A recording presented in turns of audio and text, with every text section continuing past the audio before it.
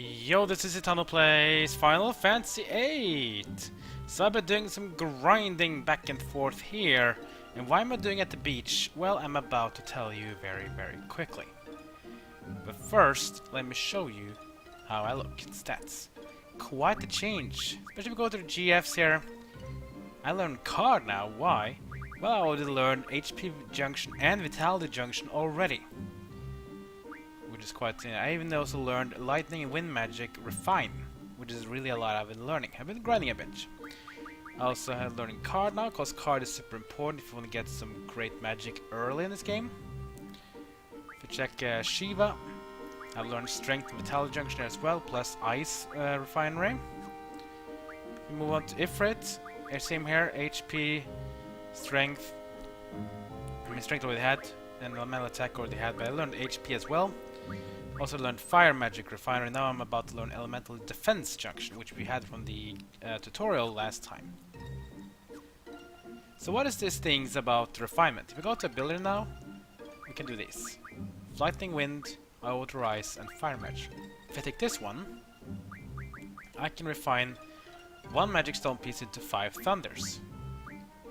So if I need one, if I get some more Thunders without having to draw from enemies, I can just use this one to do it.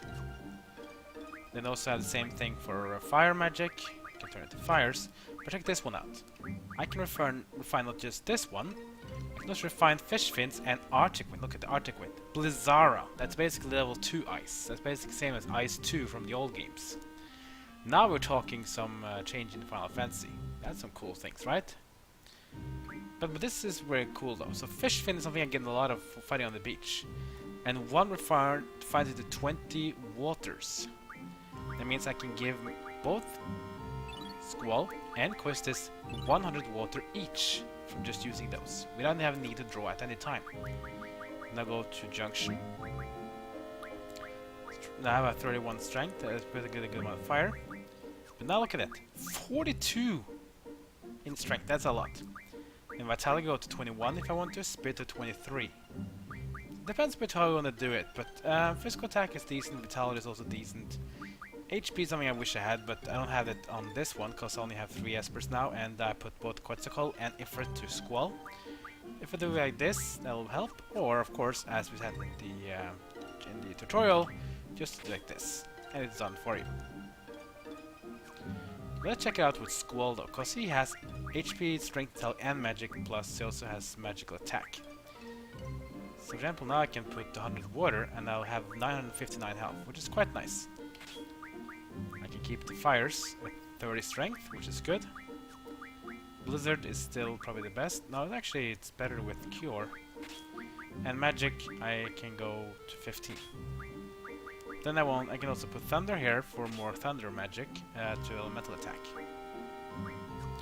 So now I'm just looking a lot more stronger. This is something I've been doing for quite some time actually. Since I'm playing the PC version, I can do fast forward, so that helps a bit. Now these enemies here is what you want to fight. These ones are amazing, because they can give fish fins, which you can turn into water, and they give 6 AP per fight. We fight 2 of them, 3 each. You see the damage they do is still pretty high, it's because the monsters in this world are scaling to your level. So the higher level you are, the higher level the monsters are. However, the higher level they also will be in terms of experience and of what they can give you in drop rate. So don't think that they're too high, they'll make them too scary. Now more importantly, these are also weak to thunder. So you can attack with Squall now. I do 97, that's pretty decent because they're pretty good defense. You can also use thunder with Quistis to deal some magic. 82. And here they are. These enemies you should really fight a lot in the beginning because they give you a lot of AP, making this one a lot easier. It's called a Fastito Falcon or something. What the damage? Over 100 damage each. They got more damage than they were before. I didn't kill one of them. So these ones are the best ones you grind on. It's great you can grind them on early. Just be careful though because they can hurt a bit.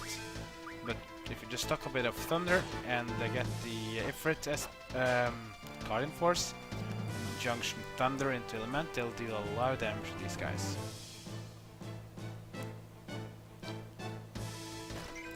They hurt a bit, but then again, they're not too scary. It's 170 now and 163, so the good damage is going pretty high now since I fought Ifrit in the last episode. But not here to talk more about grinding. You guys want to see the story unfold, so we're gonna do that.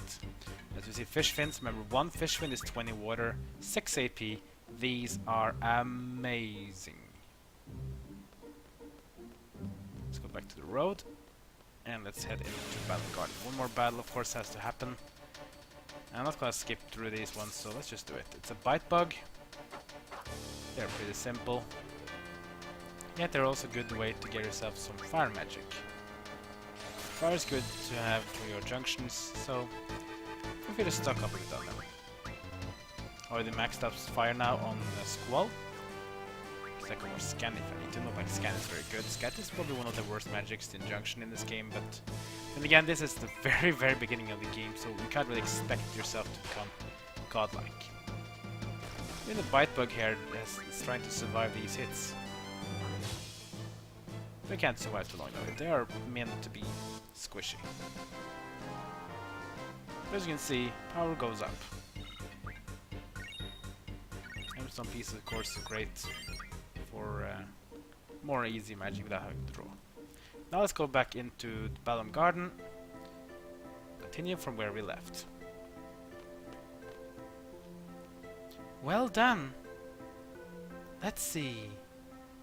I thought there was something else I needed to go over with you before you take the seed exam. Oh yes! Taking care of your Guardian Force. This is something you have to watch out for. GF tutorial. A GF will level up as it gains experience. And learn new abilities by gaining AP. From XP and AP, XP gained from battles automatically levels up to GF. While AP gained during battle can be distributed to learn different abilities. Decide how to distribute the points. Let's go on how a GF can learn different abilities. Select GF from the menu to display the GF acquired. When Shiva selected, Shiva stats are shown. This displays experience, level, and compatibility between characters, etc. But by selecting Learn, Shiva's ability list is displayed.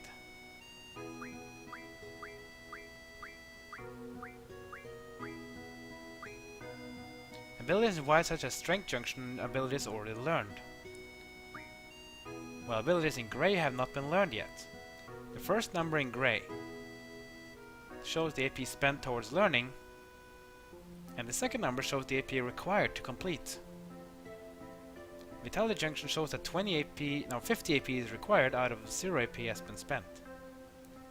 In order to learn the Elemental Attack Junction ability, move the cursor to Elemental Attack Junction and confirm. Elemental Attack Junction then displayed to the left under Learning. From here on, all AP gained will be used for Elemental Attack Junction. When all 160 AP are gained, Elemental Attack Junction is learned. Once an ability is learned, AP will automatically move to the ability not yet learned. With each learned ability comes a different set of abilities to learn. The order of learning affects the GF's powers. Therefore, it is recommended to return to the screen to set the next ability. This concludes the tutorial. Thank you and good luck. Now change into your uniform and assemble at the first floor lobby. Yeah, so basically what you just told, there's something that I already told you guys. It's basically about how to set up your characters. Draw point here for cure, which we can probably stock on a bit. It's never too bad to have enough cures in this game, especially until we get Cura and Curaga, which we get later on in the game, which are much better for healing you. So stock up on them later.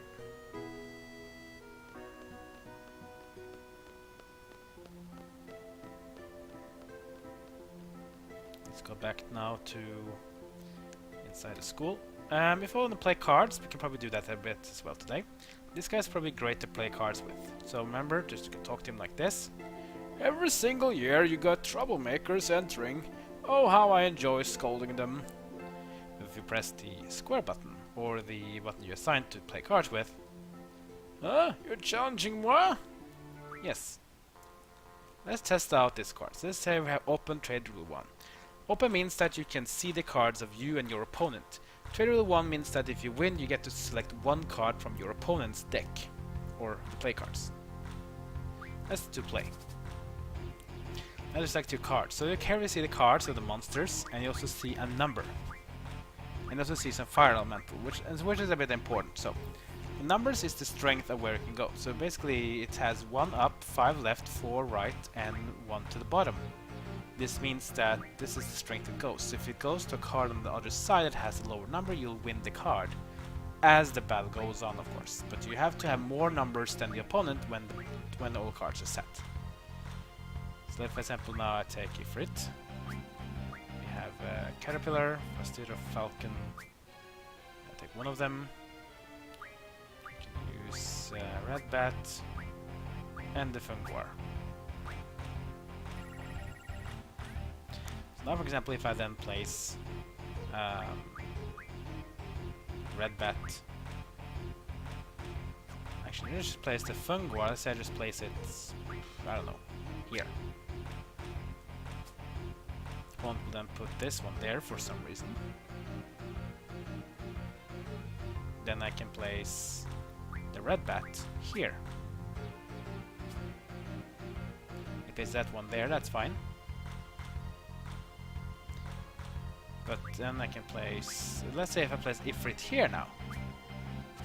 Aha! That one turns red. That's interesting, right? Because now, that one now turned blue. Now you see the score as well. I have 6 and the other guy has 4. It means I'm in the lead. If I keep this score, I will win the card. Because the rule says 1. Alright, so now to continue this, let's see. We can't take the other card because it has a 5 on the left and I only have 2 and 5 on the right. So that I need to be higher. Cannot be the same, need to be higher. I place that one there, so we turn it back. Now it's 5-5 again. However, I have one more card. It turns it over and we win! Since we win now, we have the one rule we can choose a card. So we can see the names of the cards. You see this one is Gizard, but it has a white name. That means that this card is something we already own. So we probably should take some one of the other ones. So we have Anaconda, Creeps, Behemoth, and Grat. Out of these ones, easily you should probably stick with Behemoth, because Behemoth has by far the most power of these. This one's also fine, and this one is situational, but I'd rather take Behemoth first. Let's select this one. Are you sure? And the sound you just heard in the end there, that means you have a new card. If we now go back to the menu, then we go a bit forward, and it says Behemoth is there. It's even assigned in the monster.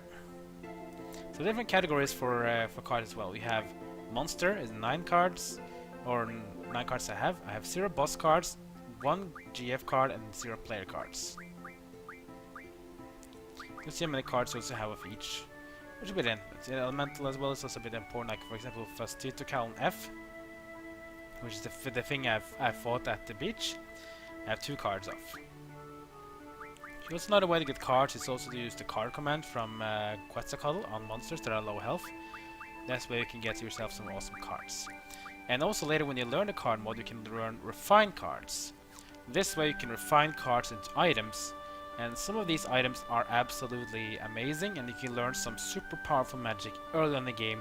You can junction them and you can make your characters almost invisible for a whole disc. That's how good they are. Anyway, we'll talk more about the cards later on as I have learned the card mode and we can do some more train play with cards. So for now, let's just head back to the dorms because we have to change according to Quistis. And when we do that, we will be able to have some fun. So this is up to the parking. Oh, by the way, this guy here is something you should play cards with, this kid. Because this kid has a very important card we want to get. Then I'll get Ifrit, Behemoth, Caterpillar, let's hit the Calm, and let's use Jesper. Okay, this guy usually has some really good cards, so we probably should fight him. He's gonna use the Bite Bug first, that's fine. And I'll just answer back with Behemoth. Actually, no, not Behemoth. Caterpillar. He will answer with a Tonberry. Then I will reply back with Behemoth. Use the Red Bat. I use Ifrit here.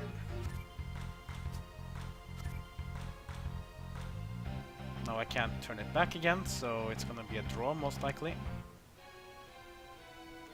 Nothing I can do. I can't change this one, so I might just put this one here.